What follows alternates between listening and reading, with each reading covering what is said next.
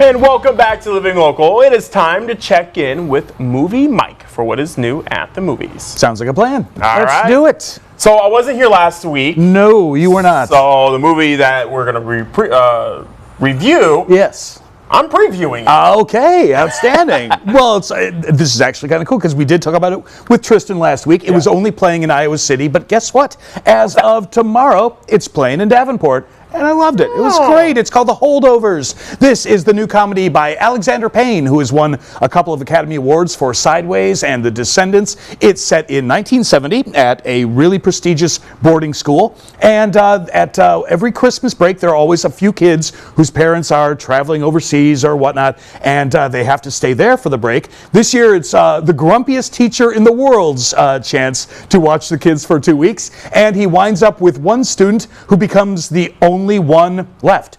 This student hates the teacher hates the student. As you can imagine, it's going to be an odd couple comedy where the grumpy teacher, starts to be a little more appreciative of the kid. The kid finds a mentor. There is a charming cook. It's basically a movie you've probably seen before at some point, but it's so well written and well acted and very surprising in terms of character revelation. It's a plot we all know, but the way it gets there is really interesting. You kind of keep learning different aspects of these characters' personalities up until like the last 5 minutes of the movie. They keep, we keep finding out little things where it's like, oh, that's why they behave like that. That's why that happened. And so it kind of keeps your brain moving at the same time that you're laughing. And Paul Giamatti in the lead is tremendous. Davine Joy Randolph plays the cook. A newcomer named Dominic Sessa plays the student. He was a discovery. They were doing location shooting for the school for where they would film it, and he was a student at the school and they just cast him. First movie ever. That's how you make your break in Hollywood, friend. That is how you do it. That's not bad. No auditions, whatever. You just show up and, hang out at the place they're filming. I love it.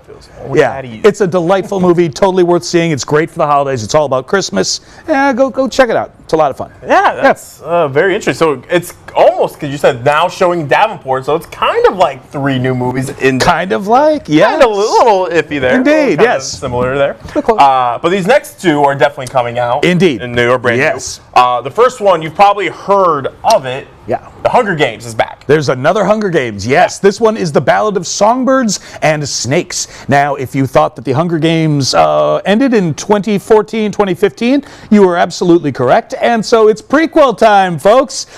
This one is based on Suzanne Collins' novel from 2020, and it is a prequel to the Hunger Games that is set 64 years before Jennifer Lawrence eventually enters the picture. And it is all about, interestingly enough, the Donald Sutherland character from The Hunger Games, who is Coriolanus Snow. He is deep in his 70s. He is the president of Panem, which is kind of this Earth-like world where they kill kids annually, just as punishment for the different districts who wanted an uprising. So this shows how the 70-year-old character started out. And so it takes him from age 18, where he is responsible for turning this kind of annual nightmare into a huge television sensation. So we get to learn basically the origin of the Hunger Games as an epic adventure. It has Rachel Zegler in the cast. It has Viola Davis in the cast. It has our friend Peter Dinklage in the cast from Game of Thrones. Woo! Who doesn't love Peter Dinklage? And it looks like it could be a really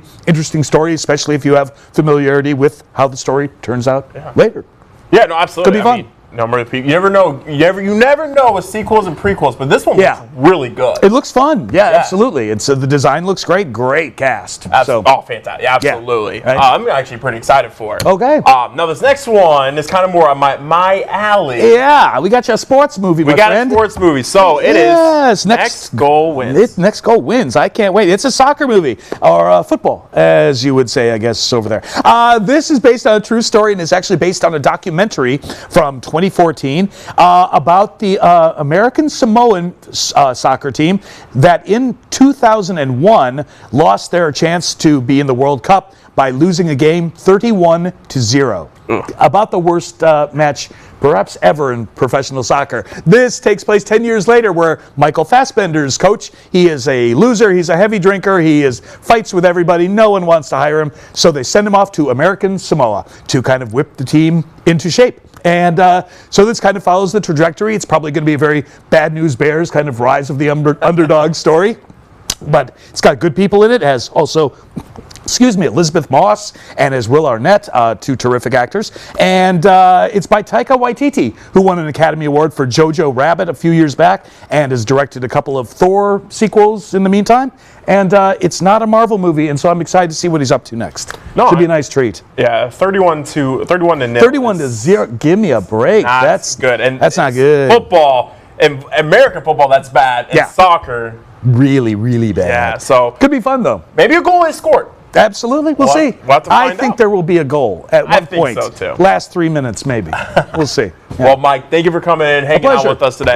Yep. The 3 movies, kind of new here in That's new for sure. Yeah. I know. So you have, of course, the Hunger Games coming out brand new. You have the Holdovers and Next Goal Wins. They're out now. You can read Mike's movie reviews online at rcreader.com. We will also have those details posted on arquadcities.com. More living